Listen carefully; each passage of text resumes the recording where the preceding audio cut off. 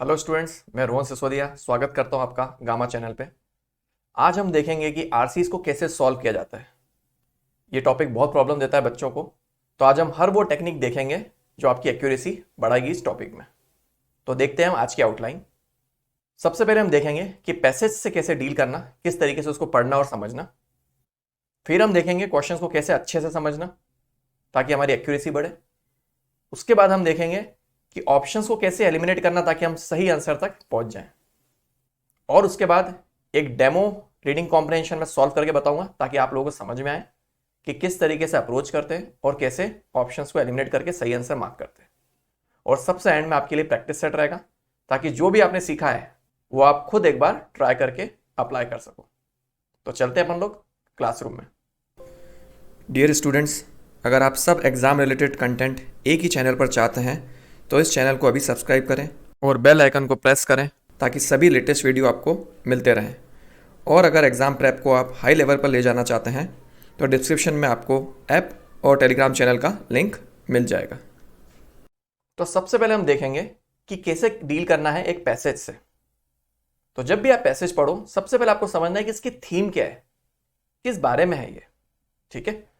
Second, फिर हमें समझना है किसी भी पैसेज में कि ये पैसेज का पर्पस क्या है, ये पैसेज क्यों लिखा गया है, क्या मुद्दा है, क्या इशू है, ऑथर क्या कहना चाह रहा है हमसे। और एट द सेम टाइम हमें यह भी समझना है कि टोन क्या है ऑथर की, ऑथर फॉर है या अगेंस्ट है, ऑथर की लैंग्वेज मॉडेस्ट है या एग्रेसिव है। और लास्ट में जब भी हम पढ़े तो हमें एक्टिवली पढ़ना है, पूरा फोकस हमारा वहीं होना चाहिए। हमें कहीं सपनों में नहीं खोना है। पढ़ते पढ़ते हम कई बार कहाँ के कहाँ चले जाते हैं। जितने फोकस और कॉन्सेंट्रेशन से आप पढ़ोगे उतनी आपकी एक्यूरेसी बढ़ेगी। फिर टिप नंबर 2 है कि हमें आइडिया को हमेशा समझना है। हमें हमेशा डिटेल्स पे ज़्यादा फोकस नहीं करना है। हमें सिर्फ आइडिया समझना है कि एक जनरल आइडिया क्या है और आगे बढ़ते जाना है। दूसरा, कई बार ऐसे वर्ड्स आ जाते हैं जिनका हमें मीनिंग नहीं पता और हम काफ़ी टाइम वेस्ट कर लेते हैं। इसकी ज़रूरत नहीं है। हमें सिर्फ कंटेक्स्ट समझना है, आइडिया समझना है, और अगर इस टाइप के कोई वर्ड आते हैं तो हम उसका कंटेक्चुअल मीनिंग समझ के आगे बढ़ जाएंगे, बट हम उस पर ज़्यादा टाइम वेस्ट नहीं करेंगे।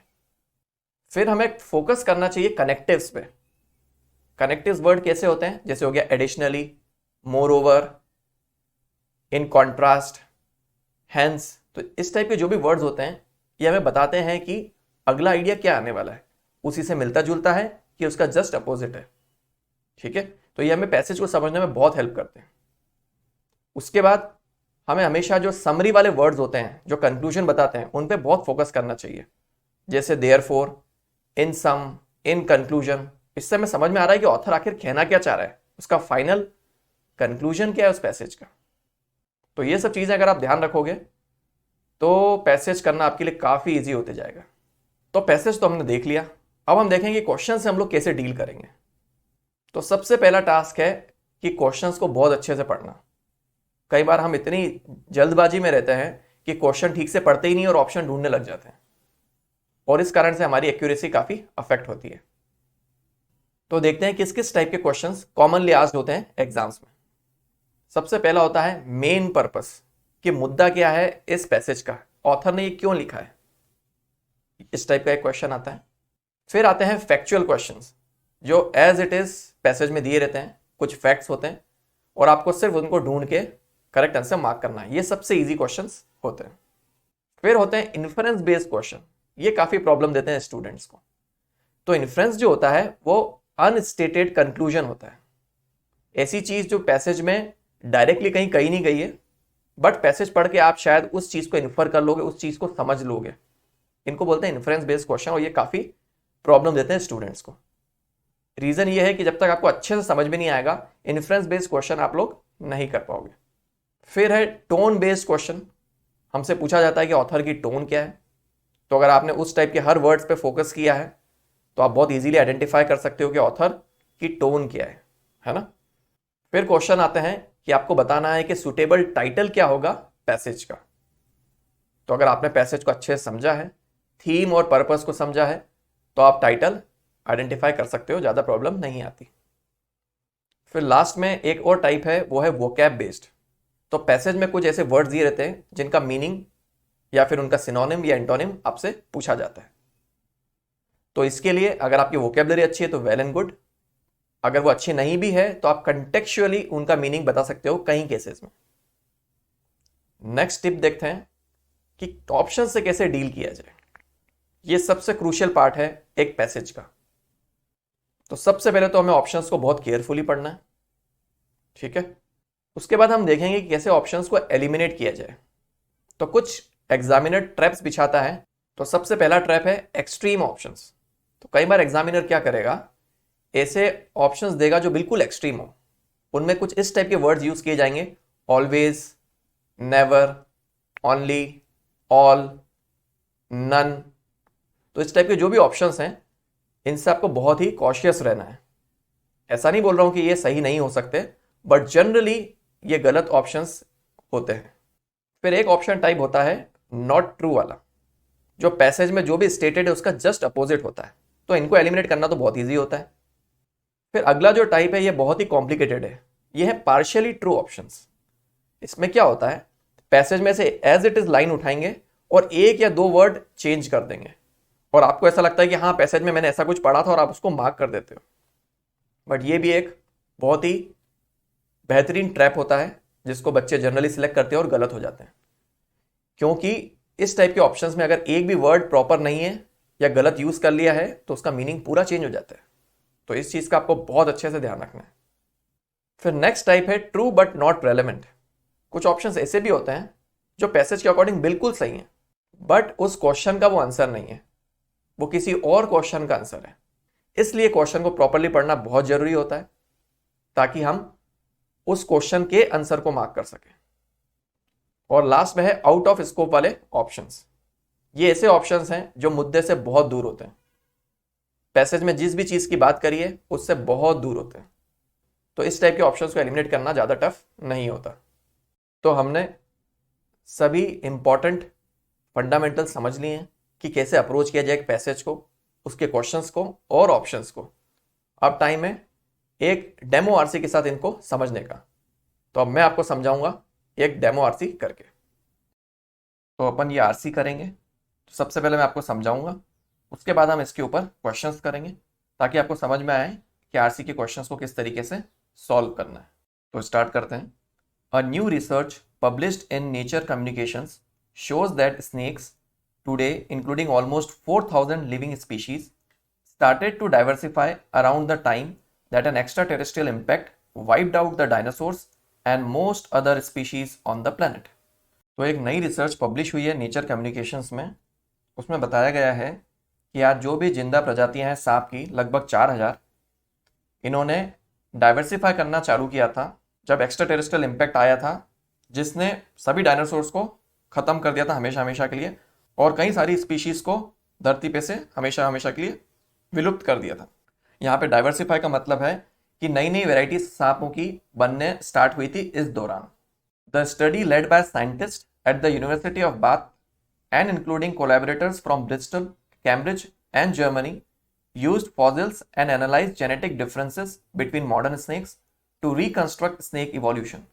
The analysis helped to pinpoint the time that modern snakes evolved. तो इस स्टडी को लीड किया था साइंटिस्ट की टीम ने जो यूनिवर्सिटी ऑफ बाथ के थे, और उनको मदद करी थी ब्रिस्टल, कैम्ब्रिज और जर्मनी से दूसरी टीम्स ने। इन्होंने फॉसिल्स को लिया और उसको एनालाइज किया। क्या एनालाइज किया? जेनेटिक डिफरेंसेस को एनालाइज किया आज के जो सांप हैं उनमें, और इन्होंने पूरा इवोल्यूशन वापस से तैयार किया सांपों का कि तब से लेके अभी तक किस तरीके से इवोल्यूशन हुआ। इस एनालिसिस ने मदद करी ये पिन पॉइंट करने में, ये पता लगाने में कि जो आज सांप हैं उनका इवोल्यूशन कब चालू हुआ। एग्जैक्ट वो लगभग टाइम अपने को मिल गया। Their results show that all living snakes trace back to just a handful of species that survived the asteroid impact 66 million years ago, the same devastating extinction that wiped out the dinosaurs. तो उनकी study का जो result था वो ये रहा कि आज जितने भी लिविंग स्नेक्स हैं और उनकी प्रजातियां हैं, ये सिर्फ मुट्ठी भर प्रजातियों से बनी हैं। कौन सी प्रजातियां? जो एस्टेरॉइड का इम्पैक्ट हुआ था 66 मिलियन ईयर्स अगो, उनसे जो बच गई थी सांप की प्रजातियां मुट्ठी भर, उनसे आज जितने भी जीवित सांप और उनकी वैरायटियां हैं ये बनी है। ये वही एक्सटिंक्शन है ना, जिसमें लगभग सभी डायनासोर्स हमेशा हमेशा के लिए विलुप्त हो गए थे धरती पे से। तो ये हमारे आरती का मतलब है। तो अब हम चलते हैं क्वेश्चंस पे। ये रहा हमारा first question, what is the main purpose of the passage. ये पैसेज लिखने का मकसद क्या है, ठीक है ना। तो पैसेज हमने पढ़ चुके हैं ऑलरेडी। ये पूरा पैसेज सांप के आसपास घूमता है ना, इस चीज़ का आप ध्यान रखना। बट हम एक एक ऑप्शन को देखेंगे और एलिमिनेट करते जाएंगे जो ऑप्शन अप्रोप्रिएट नहीं है। तो ऑप्शन ए देखते हैं सबसे पहले, to highlight that asteroid impact caused massive destruction of dinosaurs and snakes. क्या ये पैसेज इसलिए लिखा गया है कि ये बताया जाए कि एस्टेरॉयड का जो इम्पैक्ट था उससे खूब तबाही हुई है डायनासोर और स्नेक्स की? नहीं, ये पैसेज डिस्ट्रक्शन के बारे में नहीं था। Second option, to indicate that study of fossils played an instrumental role in reconstructing snake evolution. तो फॉसिल्स का जो रोल था वो बताने के लिए ये पैसेज नहीं लिखा गया है, ये मेन पर्पस नहीं है, तो ये भी कैंसिल हो जाएगा। To show that devastating extinction event was a form of creative destruction that allowed snakes to diversify into new niches. ये बताने के लिए ये पैसेज लिखा गया है कि वो जो एक्सटिंक्शन हुआ था वो एक प्रकार से क्रिएटिव डिस्ट्रक्शन का काम किया उसने। जहां एक तरफ उसने डिस्ट्रॉय किया, वहीं पर सांपों की कई प्रजातियां बन गई उस दौरान इवोल्यूशन के कारण। तो यही हमारा करेक्ट आंसर है। पूरा पैसेज इसी के बारे में हमें बता रहा है। लास्ट ऑप्शन देख लेते हैं, to show that all living snakes trace back to just a single species. और सिंगल स्पीशीज तो मेंशन नहीं था, साफ साफ पैसेज में लिखा हुआ है हैंडफुल, ठीक है। तो ये गलत इंफॉर्मेशन दी हुई है इसमें, एक वर्ड बदलने से हमारा ऑप्शन अलग हो गया। और दूसरी चीज़, ये पैसेज जो है ये बताने के लिए नहीं है कि जितनी भी स्पीशीज़ हैं वो सिर्फ एक ही स्पीशीज़ से निकल रही है या हैंडफुल ऑफ स्पीशीज़ से निकल रही हैं। पैसेज ये था कि जब एस्टेरॉयड का इम्पैक्ट आया उसके कारण तरह तरह की सांपों की प्रजातियां इवॉल्व होना स्टार्ट हो गई। तो करेक्ट आंसर हो जाएगा हमारा ऑप्शन सी। नेक्स्ट क्वेश्चन देखते हैं, what is true according to the passage. तो इनमें से कौन से ऑप्शन करेक्ट हैं एज पर द पैसेज, देखते हैं। Exactly 4000 living species of snakes are present on earth.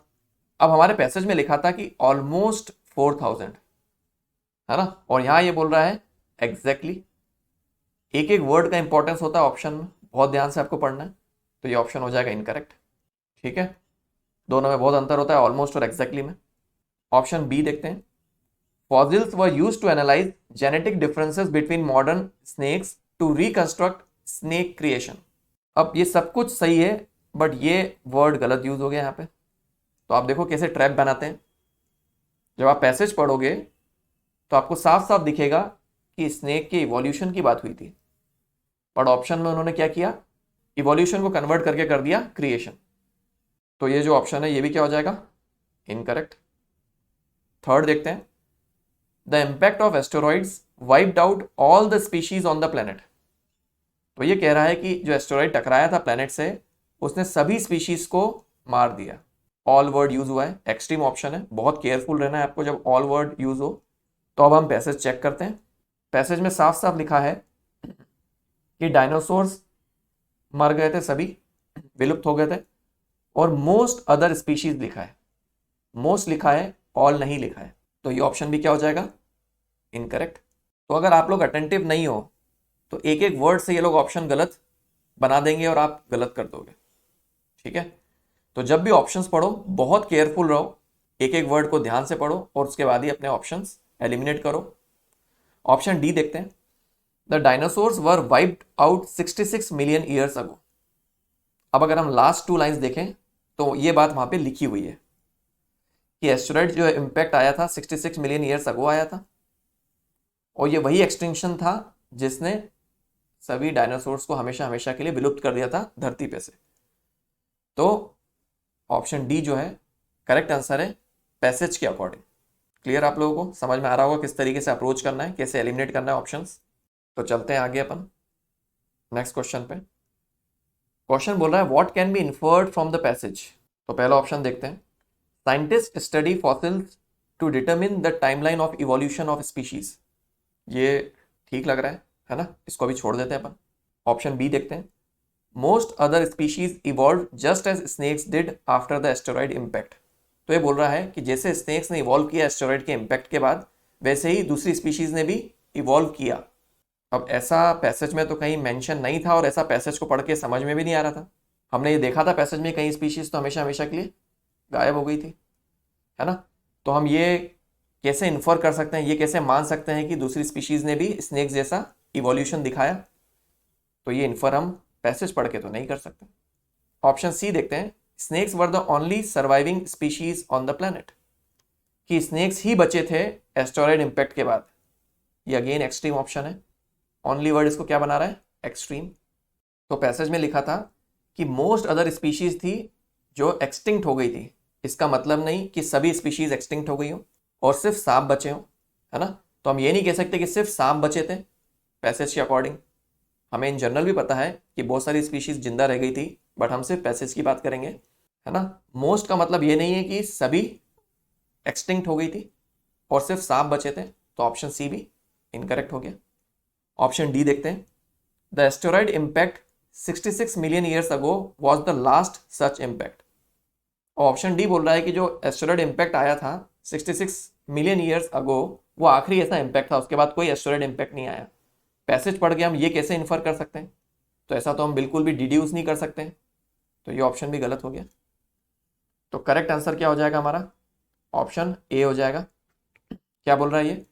Scientist study fossils to determine the timeline of evolution of species. अब अगर अपन यहाँ देखें तो उन्होंने फॉसिल को पढ़ के टाइमलाइन निकाली थी किसकी? स्नेक्स की, है ना। तो इससे हम ये अंदाजा जरूर लगा सकते हैं कि टाइमलाइन पता लगाने के लिए किसी भी स्पीशीज की इवोल्यूशन के लिए साइंटिस्ट लोग जनरली क्या करते हैं? फॉसिल्स को स्टडी करते हैं। और इसीलिए ये हम इन्फर कर सकते हैं पैसेज से, और यही हमारा करेक्ट आंसर है। तो चलते हैं अपन नेक्स्ट क्वेश्चन पे। Which word is closest in meaning to the word devastating? तो डिवास्टेटिंग जैसा मीनिंग किस वर्ड का है इन चार ऑप्शंस में से?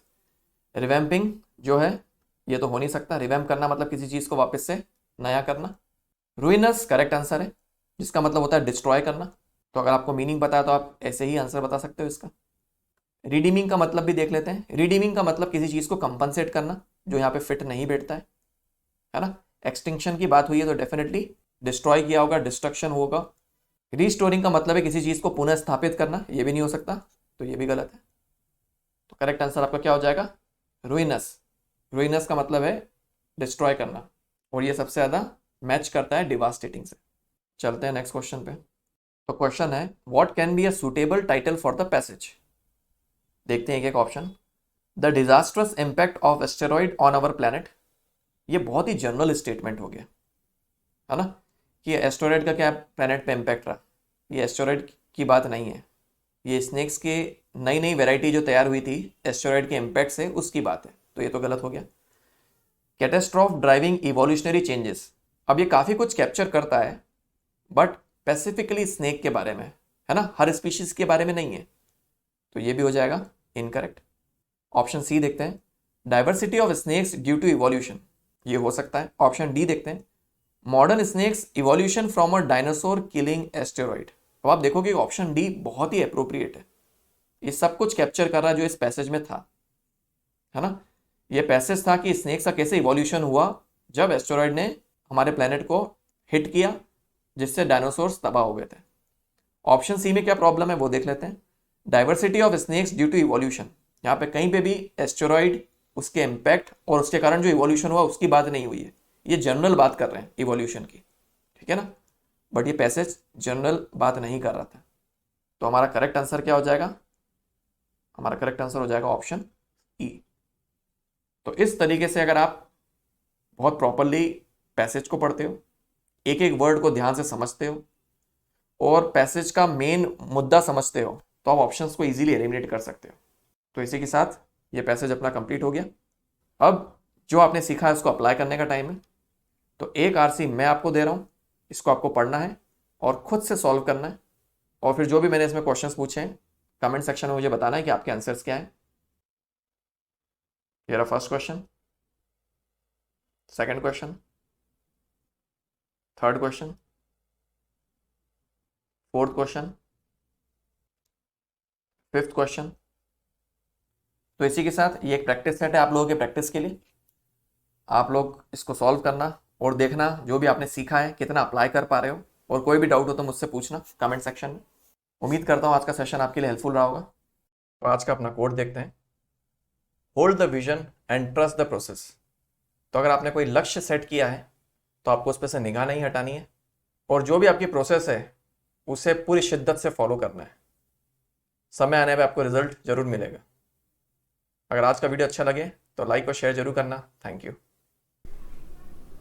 तो दोस्तों, अगर आप चाहते हो कि ऐसा ही क्वालिटी कंटेंट आपको मिलता रहे जो हेल्प करे आपको आपकी एग्ज़ाम प्रेप में, तो इस सर्कल में जो गामा का लोगो है उसको क्लिक करके इस चैनल को सब्सक्राइब करें। Thank you.